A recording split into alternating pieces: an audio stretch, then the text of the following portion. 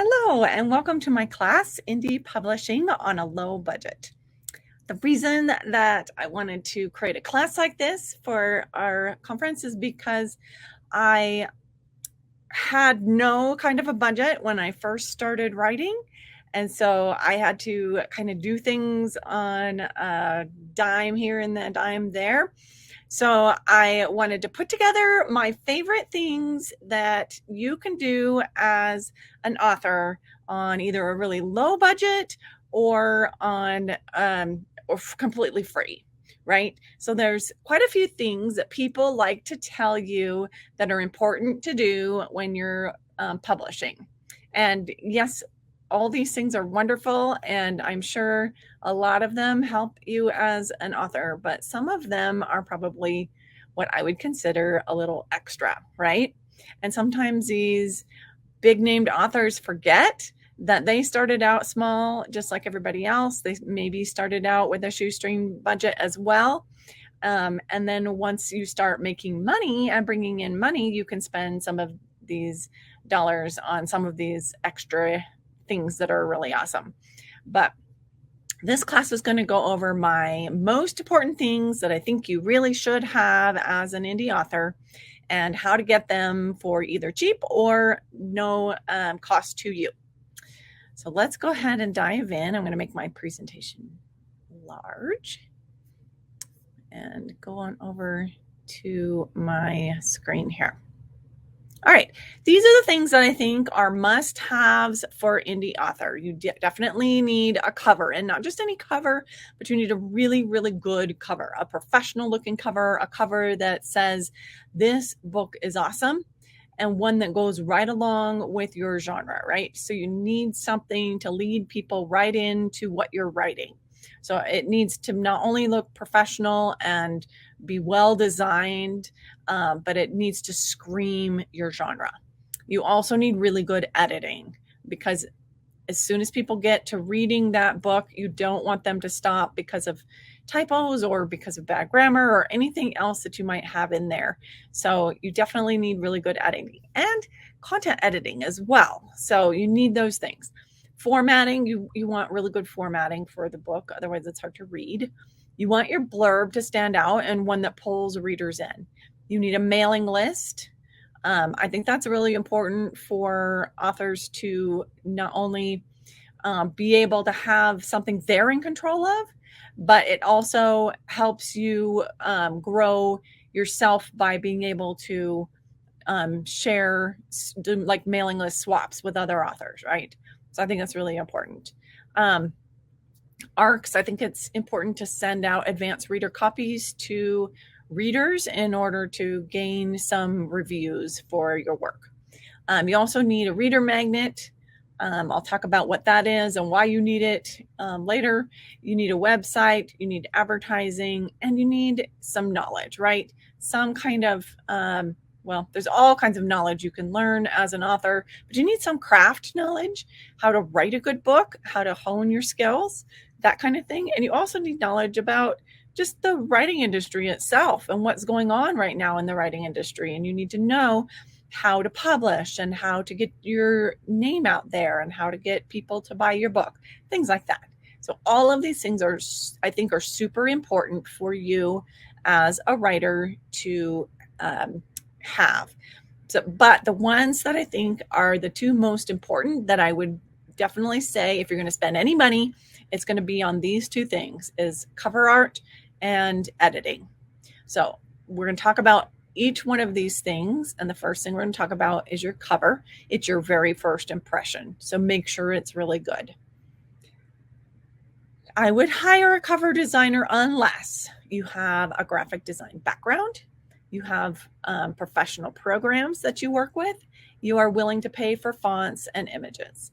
If you have some kind of graphic design background or you've done graphics before and you know what you're doing in the professional programs and you are willing to pay for some really good fonts to use on your cover and pay for images, then I think it's okay if you DIY your cover and do it yourself. There are some caveats to that, and And I'll talk about that. But if you don't have any graphic design experience, you don't have Photoshop, or you don't know how to use Canva or any of that, and you don't know where to go to buy images, and you don't really want to pay for a font or something like that, I would say in that instance, it's really important to just go ahead, rip the Band-Aid off, and save up money and pay for a cover design.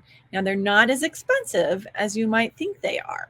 So we'll talk about that later. But those are the instances where I would say, if you have all these things, you can go ahead and try and do it yourself. If you don't have any of these things, don't know how to do it, then go ahead and pay a designer to do it, because really by the time you pay for the font and the image and all of that stuff that you need, and teach yourself how to design a cover in a program that is meant to design a cover, then you probably have spent more money than you would have if you just paid the designer to do it, right? So in that instance, I would say just pay for the designer. I'm not kidding. I have met authors who have designed their own covers in MS Paint. I have met authors who have designed their own covers in a program like PowerPoint. So don't do that, please. Those programs are not meant to produce high quality graphics, and they're not going to give you what you need in order to sell books. So don't do that. There are people who can create an awesome cover using free programs and fonts. I have seen a couple of covers that have been put together with free things, right? But it's very, very limited in what you can do with all free things. You want to really watch out for your cover looking unprofessional, amateur, homemade, or your book not selling if you're going to try and do it all for free. And you also have to really watch out if you're going to get free images. Some images you can't use commercially if you're getting them free. So you really need to read the fine print of where you're getting your image from, and make sure that you can use it commercially on a cover if it's a free image. So just really watch out for all of those things. If you want to try to create your own cover, be sure to get some outside input on it, right? Join the Writing Gals Critique group. We have a whole Facebook group just for critiquing covers and blurbs and things like that. So if you want to try your hand at it, go ahead and try and put up your cover in a critique group like that. Get feedback from other authors who, and some of them are professionals, so you can get some professional feedback from other people in places like that.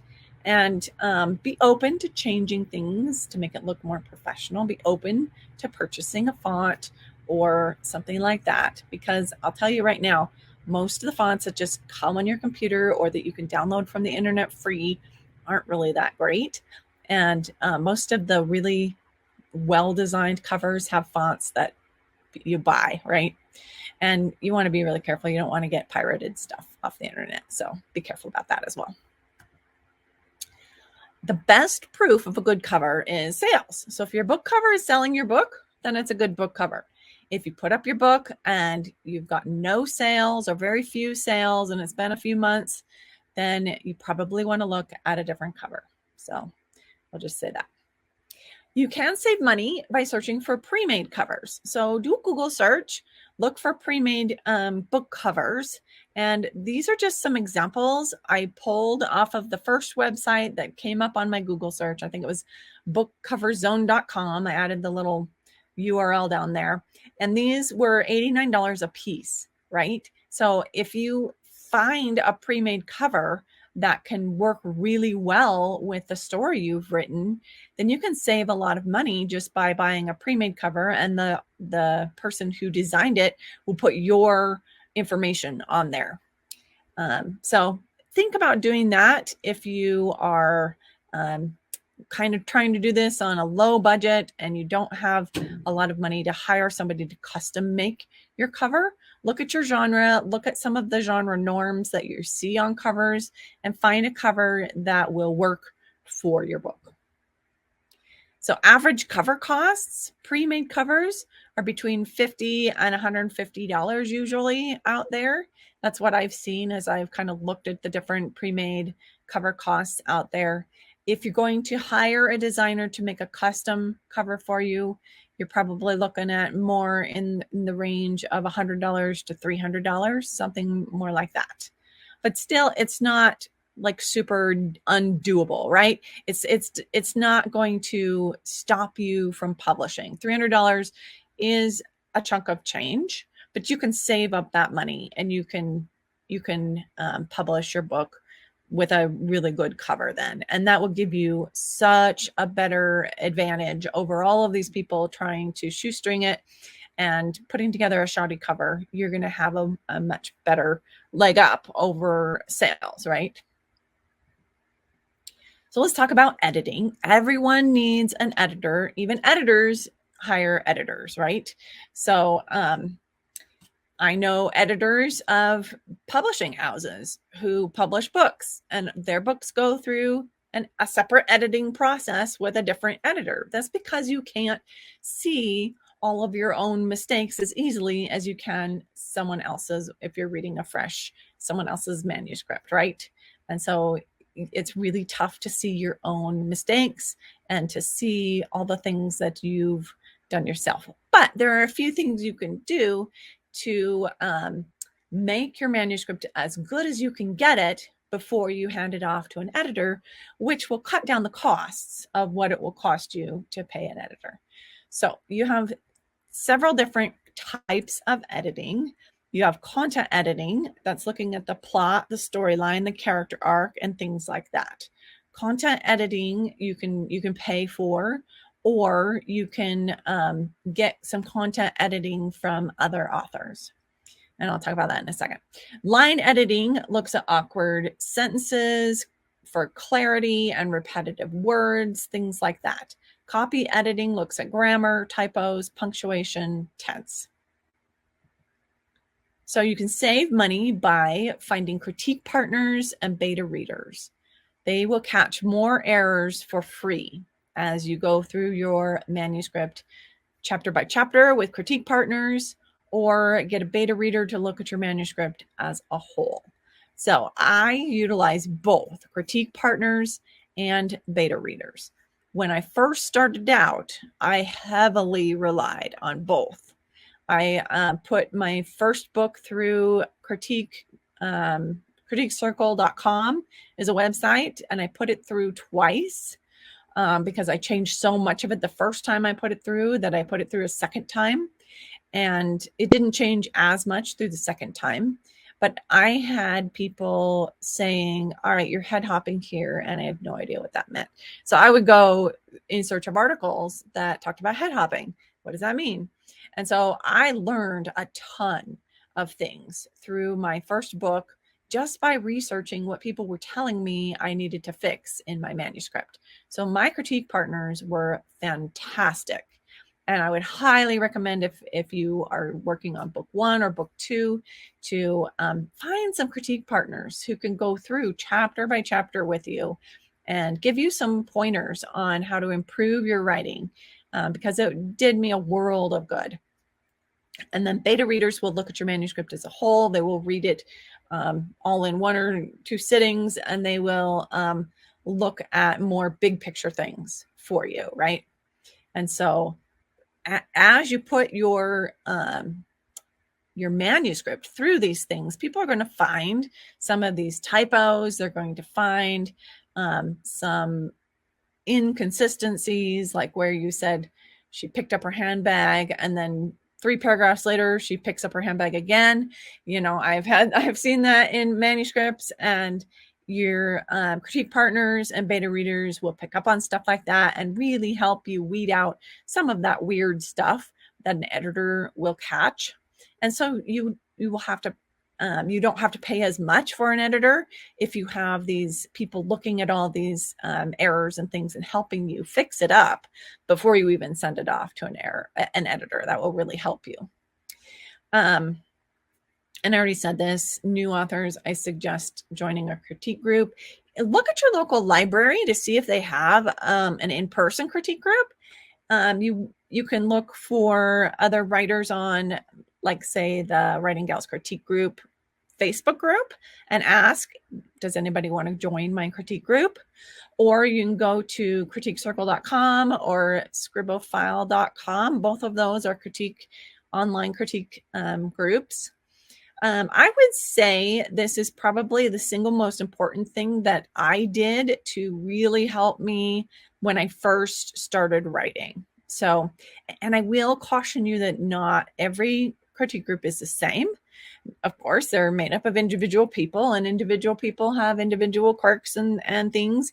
And maybe you'll join a critique group and it just won't be a good fit for you.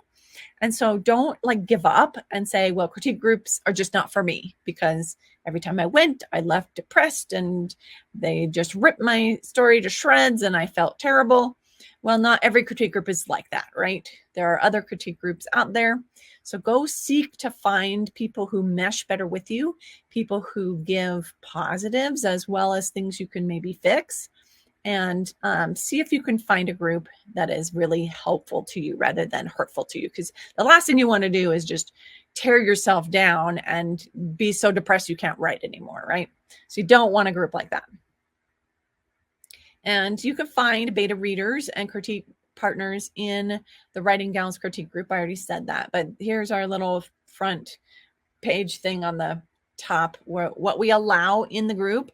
We allow posts seeking for beta readers, posts seeking for blurb help, posts seeking for cover help, any kind of critique help. So that's the kind of thing that we allow in that group. We kind of separated that out of the main Writing Gals group because we were getting quite a few people asking for critique help in the main group, and it was muddying up some of the other advice that we thought was more just for everybody advice.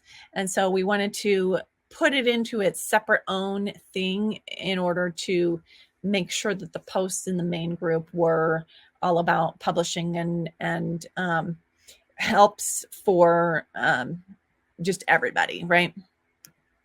All right. So I do highly suggest you pay for copy editing. The cleaner your manuscript is, the more you will save on editing costs. So average editing costs, I have found, and I just edited a book, so I was doing a lot of research on it. $70 to $110 per 10,000 words is average for what I see.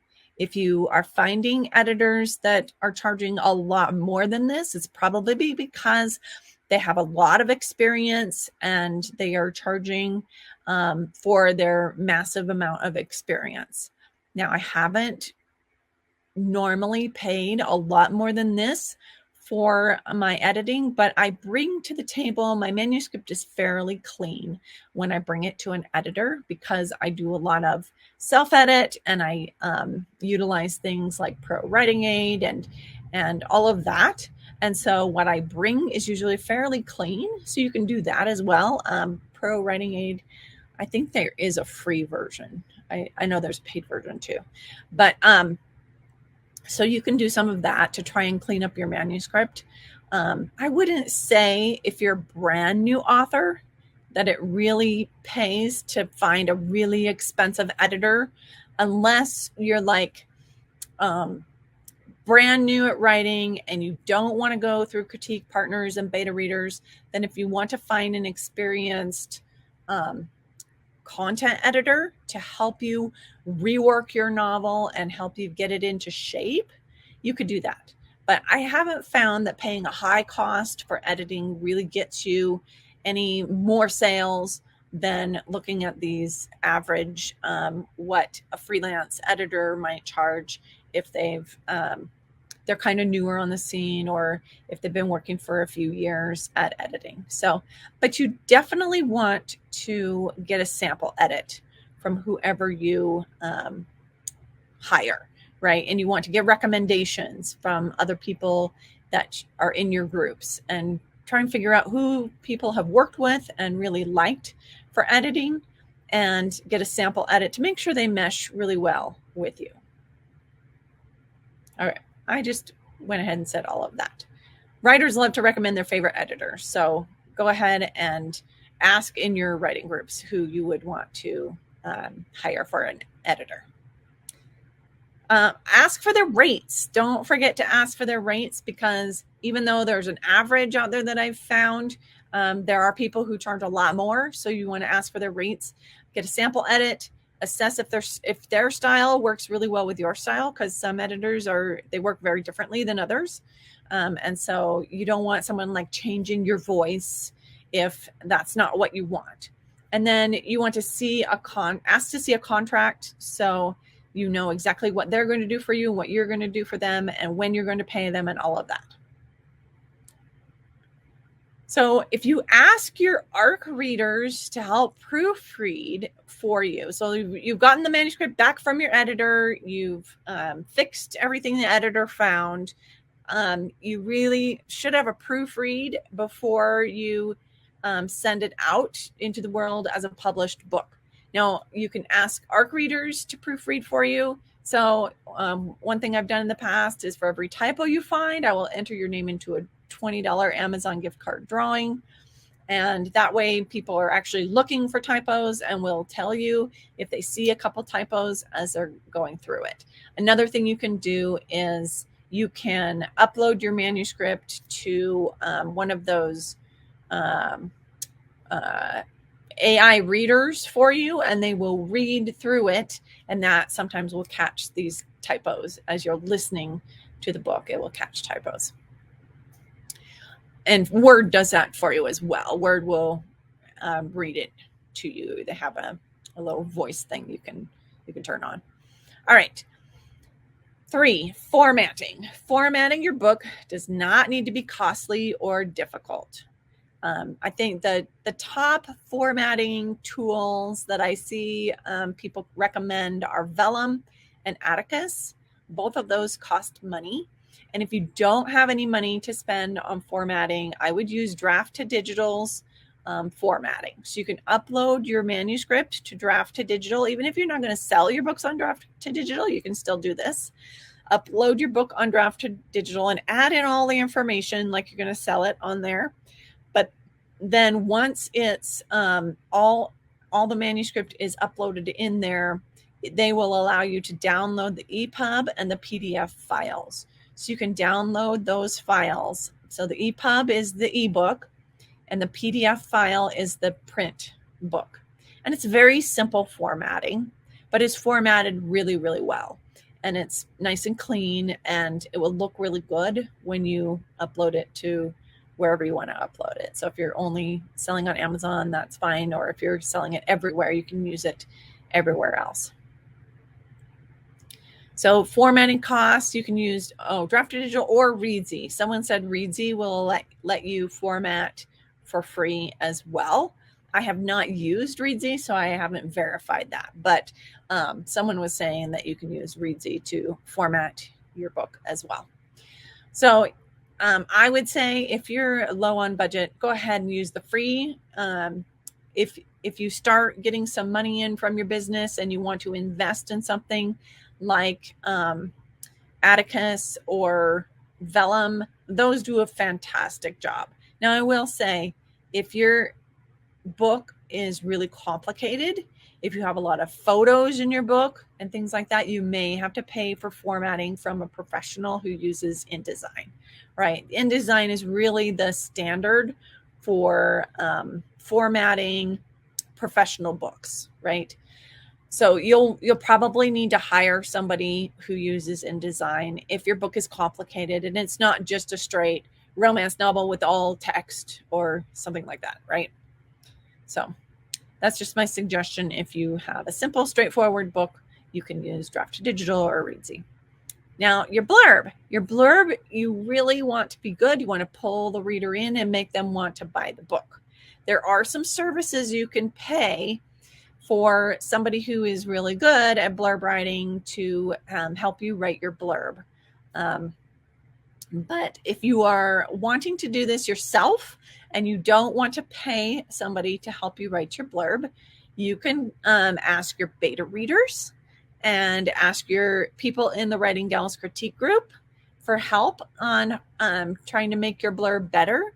Once you get it as best as you can ask ChatGPT. You can just put the whole blurb into the chat and ask chat in order and say you want to make it more compelling so that readers will want to buy it.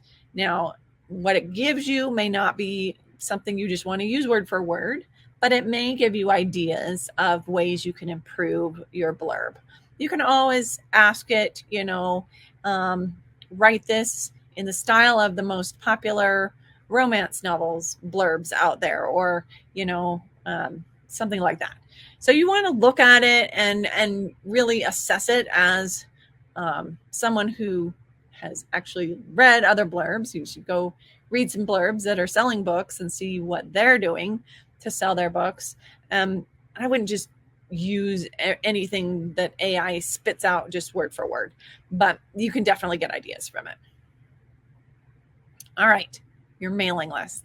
I really think it's important for every author to have a mailing list, even if it's just collecting emails right now. If you're like, I have one book out, what am I going to put in a mailing list? And it took me 4 years to write the one book. So I'm probably not going to have another book out for another couple of years. It's okay. When I started out, I didn't even send out newsletters right away. I was just collecting emails so that I could later contact these people that have read my book and enjoyed it when I had another book come out. So you can do that. A lot of mailing list companies give you some free, your first 1,000 free or whatever. Before you start, you have to pay a subscription to the service. So you want to start building that now. And then later on, once you probably have 1,000 people on your list and you're going to start paying for it, you probably are going to be bringing in some money from your book sales, hopefully, to help pay for that.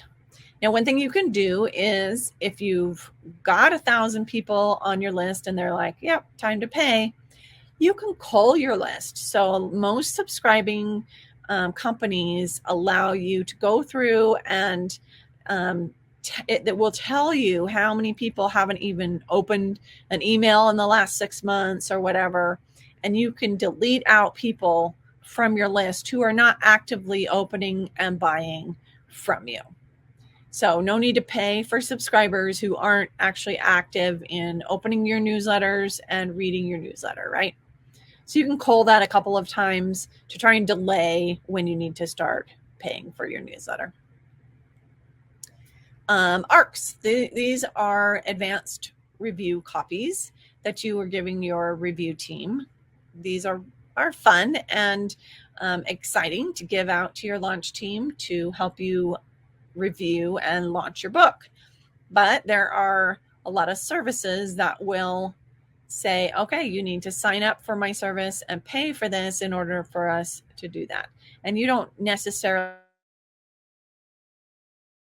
So when I very first started, and I was trying to get an ARC team together, what I did was I created a Google form and just sent it out on social media. And I said, if you want my next book, which was coming out soon, if you want my next book for free and you would be willing to leave a review, sign up to be on my review team.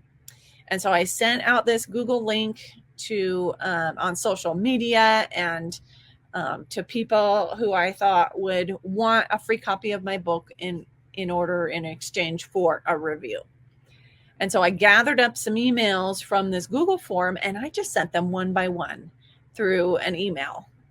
Now it was a bulk email. You can BCC, blind copy, to everybody's email address. What you do is you put your own email address in the to, and then click BCC and add everybody's email address in there. So you don't have to send it one by one. You can just attach the file to everybody at once. But if you have a large list of names, don't do this because, your email provider might think you're spamming. So I would not do that to more than probably 25 or 30 names. That's about my limit because anything over 50 is probably going to flag them for spam practices. So you don't want to do that.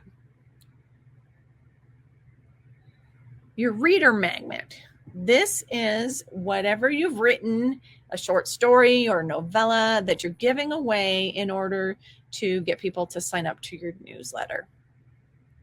So I think they're really important to have a reader magnet. I think it's a way to grow your list and a way to get people interested in your work. But some of the services that allow you to give away this book for free, they charge. But my book cave doesn't charge. So it is free to use the reader magnet services. Now, this is of today. I don't know what they're going to do in the future. But right now, you can sign up for the reader magnet service. You can put your reader magnet up there, and they will give you a link where you can share that with other people. And people can, and what a lot of authors do is they put it in the back of their book. And they say, if you enjoyed this book, click this link. You can have a free book. You can sign up for my newsletter and get this free book. So it can integrate with MailerLite or MailChimp, which are the two major newsletter services that are out there. And that means as people go click on that link and go download that book, that email address will automatically be added to either a MailerLite or a MailChimp account and your list that you are taking names for, right? So you can do that automatically and it doesn't cost anything. That's really nice. A website. I really think it's important for every author to have a website, even if it's only just for the contact me page, because I cannot tell you how many times someone has gone to my website and used that contact me page for things like I have had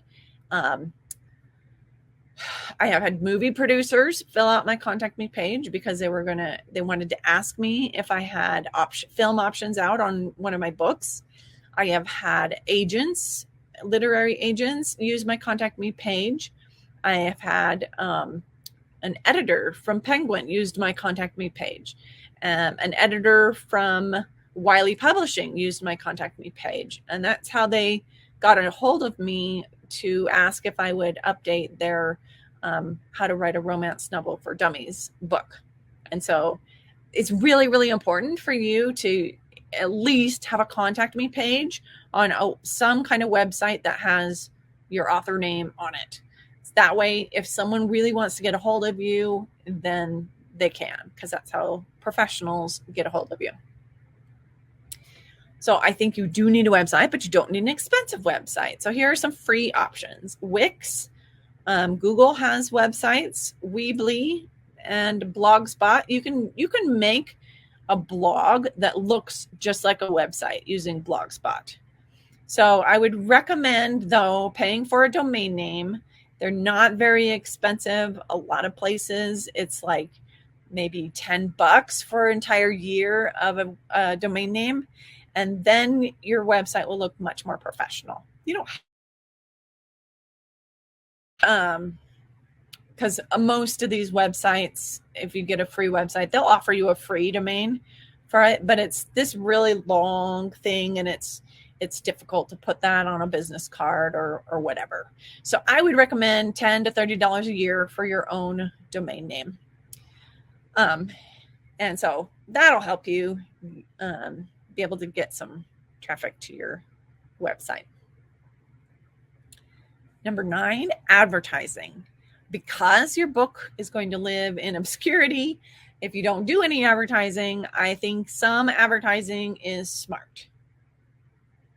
The best free advertising that I have found currently right now is TikTok is working for some authors. Now they are complaining that the algorithms keep changing on TikTok. And so some people aren't getting as big of visibility as before.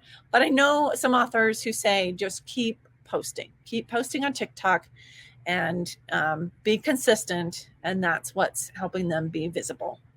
Instagram, also, I know some authors doing really well on Instagram. And newsletter swaps. Now, at some point, your newsletter is going to start costing you money. But when you first start out, your newsletter is free, and swapping with other authors is free. So what a newsletter swap is when an author says, I will put your book in my newsletter if you put my book in your newsletter. That's free advertising. And if you're swapping with a ton of authors, you could get some authors with some pretty big lists out there to shout about your book. And so this is a great way to get the word out about your book, and it is relatively free depending on what you're paying for your newsletter. Hey, if you're enjoying this class, check out the Writing Gals Academy. We have over 80 classes in there, all about writing and publishing and marketing. And it is super helpful for indie authors who are wanting to be successful with their careers. I will drop a link down in the comments. Right now, we have a sale going on for the Writing Gals Academy. You can get a whole year for only $79. That is right now before January 31st. So if you're watching this past January, it's only $99 for the entire year of Writing Gals Academy. Or if you'd rather pay monthly, it is just $9.99 a month. But right now, you can get it for $79 for the whole year. So don't miss our awesome sale. Free places to get graphics. You can create cool ad graphics on Canva. I believe there's still a free Canva portion. I know you can do paid on there as well, a paid subscription, but there is a free version. BookBrush, I believe, still has a free version of BookBrush, and then there's a paid version as well if you want to be able to create more things. But I think they give you like one a month free. So really, if you're creating ad graphics, you don't need tons of that. And then DIY Book Covers is a website that will allow you to upload your book cover, and it will create a 3D model of it in several different ways. And so that's a really great free graphics place where you can do some cool ads. Check with some local stores for consignment for your print books, because bookstores, even grocery stores, if you live in a small town, especially coffee shops, drugstores, they like to work with authors who live in the area, and they like to put out, hey, this is a local author, a little sign saying a local author in a little place where they store your books. Most places will split, give you 60% of the profits and take 40%. And so you just want to price your book so that if you get 60% of that, you're still making money over the cost of what the book costs you, right? So generally what I do is I look at my costs and double it and then double it again to get my what I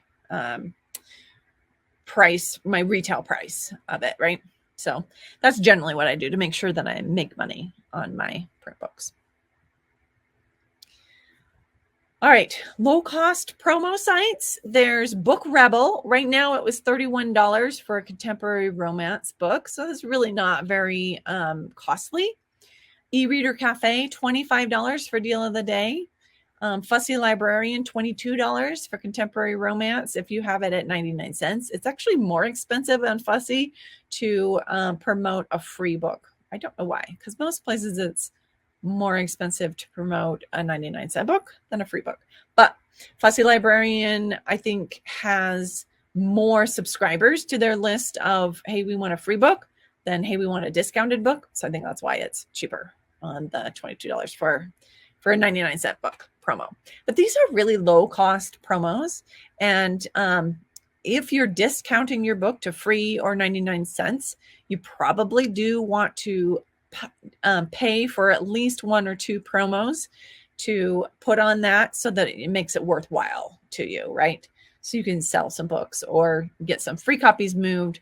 Free copies moved will always, well, most likely will sell books once it goes back to paid, or they'll buy the next book in the series. So however you're working your marketing. All right, number 10 is knowledge. And knowledge is power. Get as much free knowledge as you can. There are tons and tons of places that give you free knowledge for publishing. And I'm going to pump my Facebook group, the Writing Gals, and YouTube channel that the Writing Gals have. We have lots of old videos up on our YouTube channel that give you great information about marketing, about publishing, about craft, about all kinds of things. And we've done interviews with famous authors and all kinds of stuff. So go look at our past YouTube stuff. We still do YouTube interviews and things like that on YouTube, just not as often as we have in the past. But that's one of our goals, is to get more content up there. But our Facebook group is super helpful as well. So I'm assuming you're in our Facebook group because you're at a Writing Gals conference. But if you're not, check out our Facebook group, because we just share some really great information in that group. Here are some other awesome resources. Some of them I use, and some of them I've just, I asked in the group, what are your favorite free resources? So a lot of people just answered cool stuff. And I'm like, I haven't ever listened to the Wish I'd Known Then podcast, but everybody was saying how cool it is. So maybe I'm going to go try it out. So here's a bunch of free, awesome resources. I'm just going to touch on some of them. One of my favorites is the 20 books classes that they have up on YouTube.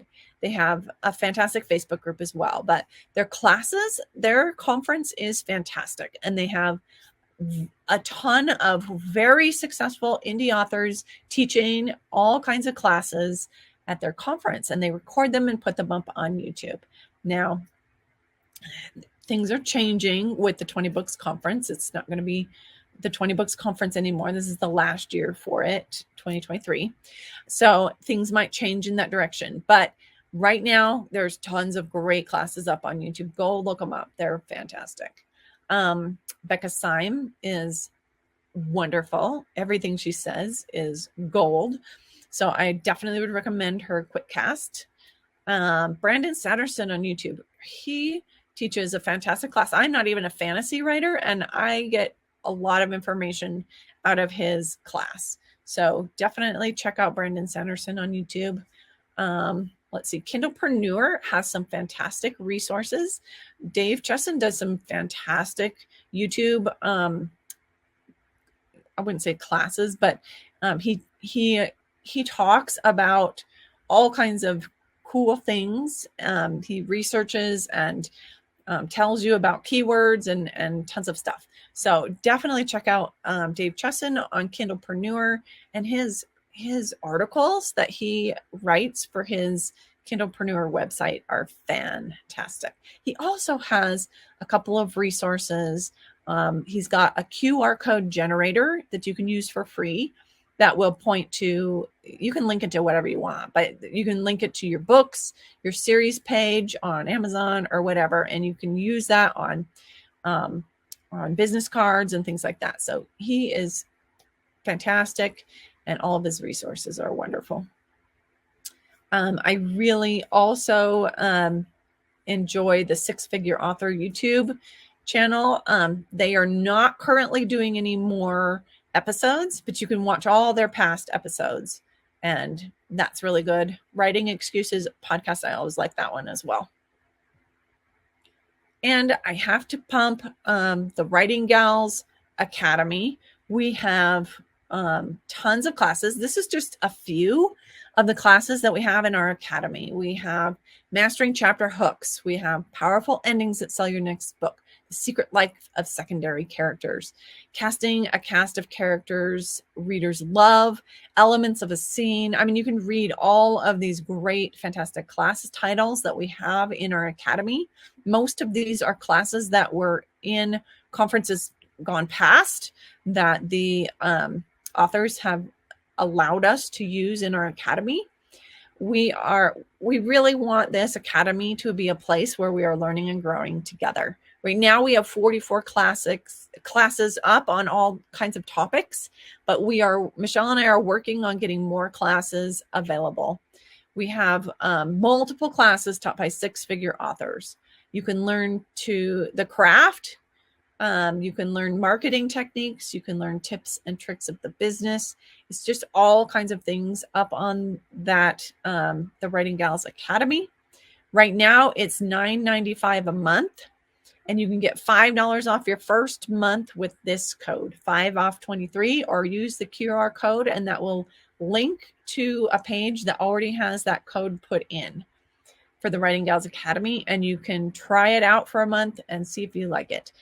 There is a yearly subscription if you'd rather not pay per month. I believe it's $99 for a year. Thank you so much for taking my class. This is my email address. Feel free to email me if you have questions and comments about this class. I enjoy answering and helping authors with their questions. So I'm going to stop sharing. Oh, and by the way, if you see anything in my slides that you want to take a screenshot of, feel free to do that, because the reason I create these slides is to one, to remind me what I want to say during my class, and two, to help you, give you a resource. So especially that screen with all of the resources on there, make sure you take a screenshot of that so you can have all those resources and look them up. But thank you for taking my class, and I hope you've learned something, and I hope it was helpful to you. I hope you have a great day.